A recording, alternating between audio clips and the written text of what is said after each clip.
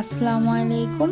আজকের recipe Arabian স্টাইলে মাছের বিরিয়ানি। চলুন শুরু করা যাক।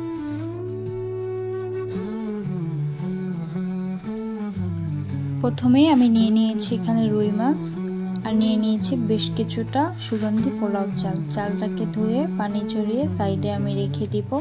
এখানে 2টা আলু কেটে জর্দা রং মিশিয়ে এটা আমি ভেজে নিয়েছি, এটাও সাইডে রেখে দিব।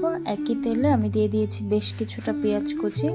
পেঁয়াজটা হালকা একটু ভেজে নিয়ে আদা রসুনের পেস্টটা দিয়ে দিব। পেস্টটা দেওয়া হয়ে গেলে এখানে আমি দিয়ে দিয়েছি এলাচ, দারচিনি, জায়ফল, জয়িত্রী ও তেজপাতা। ঘরে থাকা উপকরণগুলো দিয়েই আজকে আরবিয়ান স্টাইলে বিরিয়ানিটা রান্না করে নিচ্ছি। মশলাগুলো ভেজে নিয়ে দিয়ে দিব 1 চামচ পরিমাণ বিরিয়ানি মশলা। এটা অপশনাল, তবে দিলে খুব সুন্দর একটা ফ্লেভার আসবে। দিয়ে দিব সামান্য পরিমাণ পানি।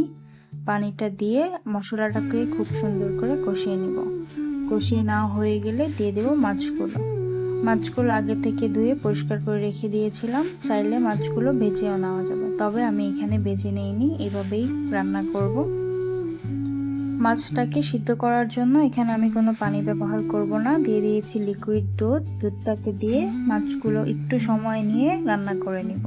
আর এখানে আমি দিয়ে দিয়েছি পরিমাণ মতন লবণ। এখন আমি একটু ঢেকে 5 মিনিটের মতন মাছটা রান্না করে নিব। মাছটা রান্না হয়ে গেলে মশলার উপর থেকে মাছগুলো একটু সাইডে রেখে দিব।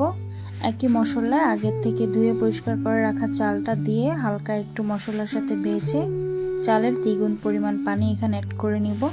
দিয়ে দিব কয়েকটা কাঁচামরিচ আর আগের থেকে ভেজে রাখা আলুগুলোও দিয়ে দিব।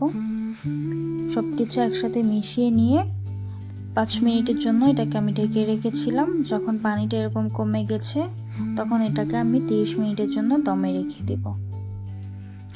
আগে থেকে মশলা থেকে যে মাছগুলো উঠিয়ে সাইডে রেখেছিলাম ওই মাছগুলো দিয়ে আরও 10 মিনিটের জন্য এটাকে আমি দমে রেখে দিব।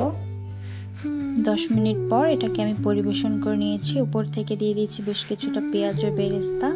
এই তো একদম সহজভাবে ঘরে থাকা উপকরণ দিয়ে আরবিয়ান স্টাইলে বিরিয়ানিটা রান্না করে নিয়েছি। এটা দেখতে যতটা লোভনীয়, খেতেও কিন্তু ভীষণ মজার।